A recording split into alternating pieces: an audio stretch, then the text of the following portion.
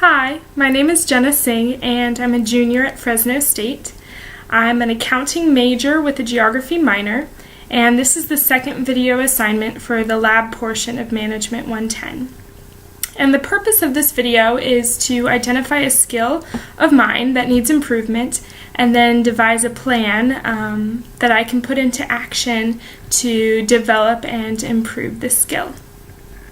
First, I'm going to define the skill that needs improvement, and then I'll list 3 specific actions that I'm going to take in order to improve this skill, and then I'll explain how each of those will be effective. Finally, I'll lay out a timeline and address how I will measure if these specific actions have succeeded or failed.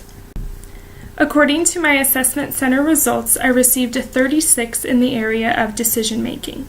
This means that 64% of the students in my class are better decision makers than I am. Before completing the assessment, I scored myself at 55, and so these results show that I'm not actually as good at decision making as I thought I was. So I want to do something about this.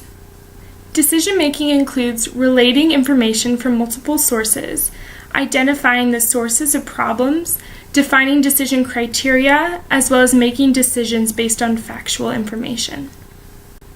Now I'm going to explain the 3 specific actions I will be taking in order to improve my decision-making skills. The first is I'm going to read the book Blink by Malcolm Gladwell. The second is I'm going to spend time with people who are older and more mature than myself. And the third is I'm going to exercise when I have a big decision to make. The book Blink discusses why some people are better at making decisions than other people.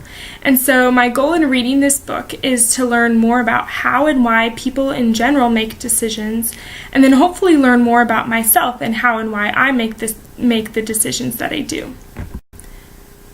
I believe that spending time with some older, wiser mentors will be beneficial in developing my decision-making skills. And this is because as I spend time with people who have more experience and more maturity and more life skills and life knowledge, I believe a bit of that will rub off onto me, and I'll have a bit more of their perspective when I go into making day-to-day decisions.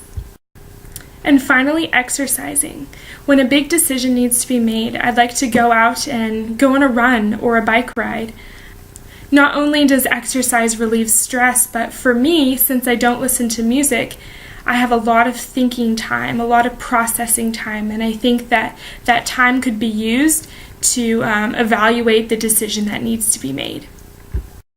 So the timeline for these 3 specific actions starts now and goes till the end of my junior year, May of 2015. And success is measured a bit differently for each specific action. For reading the book, success would be reading the book. Failure would be not completing the book. As far as spending time with older, more mature people goes, success would be spending one-on-one time with my mom, my dad, my mentors Emmy and Sarah. Failure would be not spending time with any of them. For exercising, success would be engaging in some sort of physical activity at least once a week, and failure would be anything less than that. In conclusion, I believe that decision making can be improved, and I'm excited about improving my own decision making because it's such a necessary skill in life. We make decisions all the time, every single day. Thank you. I used the following 3 sources while preparing this video. First, the Collegiate Assessment Partners Assessment Center results. Second, Amazon.com. And third, an article from topuniversities.com.